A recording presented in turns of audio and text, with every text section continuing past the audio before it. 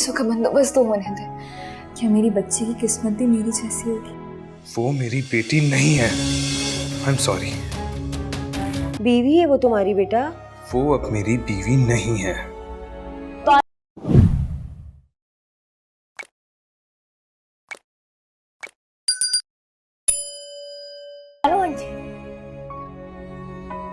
Bano aunty, Bano aunty.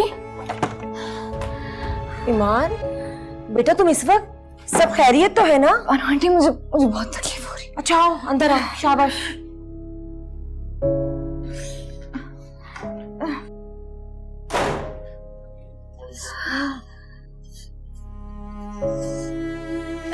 आराम से।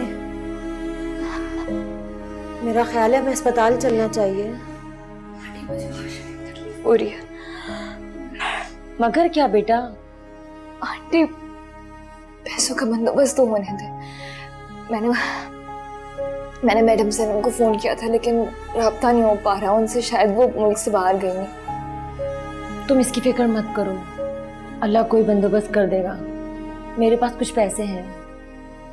कुछ पैसे तो मेरे पास भी हैं आंटी है। हाँ, मेरे पास ना एक चेन है, वो आप कल भेज दीजिएगा, ठीक है?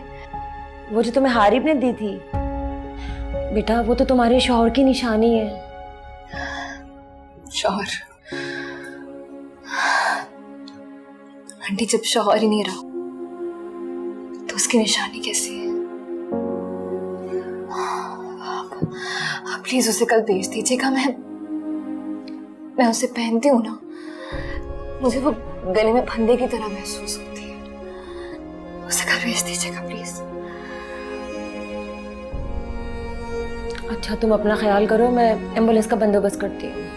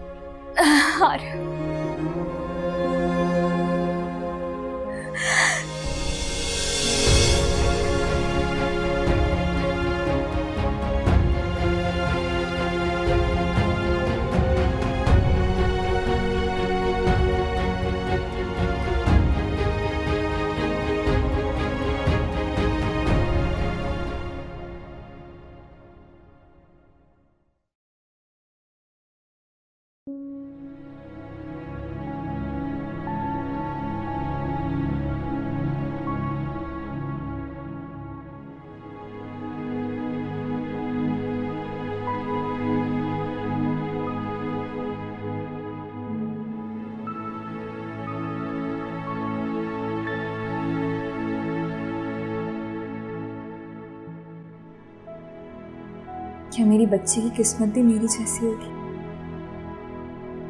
ना बाप का साया, ना कोई सहारा। तो फिर क्या नाम रखिए सन्नी परी का? हाया। बहुत ही प्यारा नाम है बेटा। मैंने नहीं सोचा ये नाम, बानो आंटी। ये नाम हारिब को बहुत पसंद था।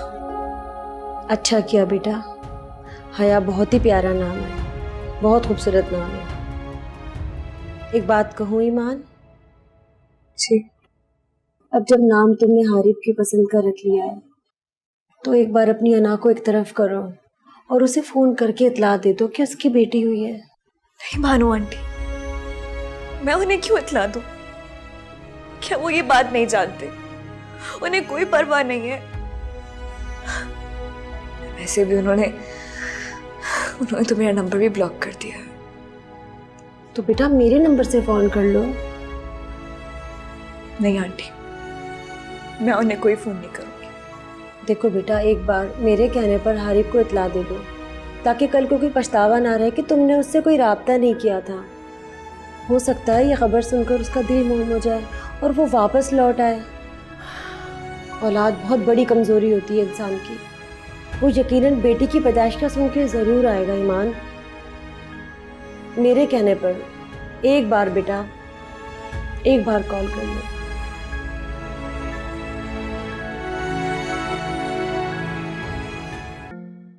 Excuse me.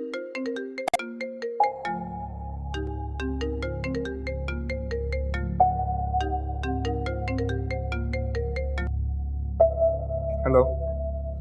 हेलो हारिफ बेटा, कैसे हो? मैं बानो आंटी बात कर रही हूँ। जी आंटी बोलिए, कैसे फ़ोन किया आप? बेटा तुमने तो पलटकर ईमान का पूछा ही नहीं कि वो किस हाल में है। आखिर ऐसा क्या हुआ तुम दोनों के बीच में कि तुमने इससे राब्ता ही खत्म कर दिया? बीवी है वो तुम्हारी बेटा। वो अब मेरी बीवी नहीं है। तुम ऐसे ईमान को खुद से अलग नहीं कर सकते हारिफ। आंटी निहायत अदब और माजरत के साथ, आइंदा मुझे फ़ोन मत कीजिएगा।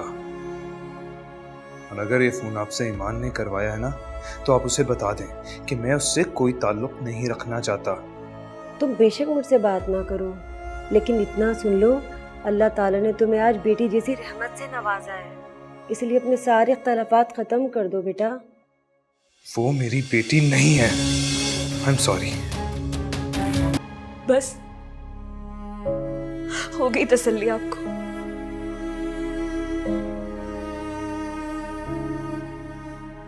मैं उम्मीद करती हूँ आंटी कि आइंदा आप इन्हें कॉल करके अपनी और मेरी इंसल्ट नहीं करेंगे।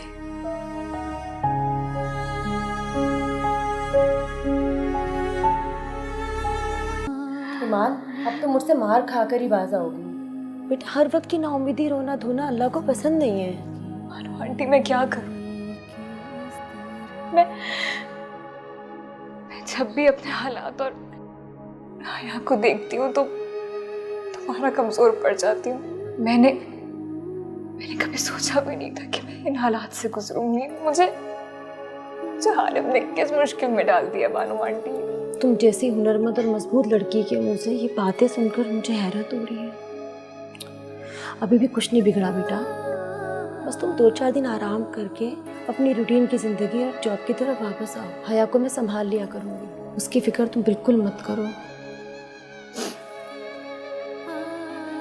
पता है मुझे कभी कभी क्या लगता है? मुझे कभी कभी लगता है कि अल्लाह ताला ने मेरे लिए आपको फरिश्ते के रूप में भेजा। बड़ी भी बिल्कुल ठीक कहती थी, जब हम अल्लाह ताला से उम्मीद लगा लेते हैं तो वो इंसान को अपने होने का एहसास जरूर दिलाता है और उसे कभी तन्हा नहीं छोड़ता। तुम खुद बहुत मासूम और अच्छी हो बेटा। ये सब वक्ती आजमाइशें हैं। मुझे पूरा यकीन है बहुत जल्द अल्लाह तुम्हारे लिए आसानियां पैदा करेगा। सुम्मा आमीन। चलो उठो, शाबाश, हया का दूध गर्म करो। उठो शाबाश, आओ। आंटी मुझे आपसे एक बात करनी है। बोलो बेटा। ये मेरी शादी की रिंग है, इसको बेचना चाहती हूँ। आप प्लीज़ मेरी मदद करवा दीजिए इसको बेचना। बेटा अपनी शादी की निशानी क्यों बेच रही हो? अगर ज़रूरत है तो मुझसे ले लो। नहीं बानो आंटी, आप बस इसको प्लीज़ सेल करवाने में मदद करवा दीजिए प्लीज़, आपकी बहुत मेहरबानी होगी। ओके, मर्जी है तुम्हारी ईमान।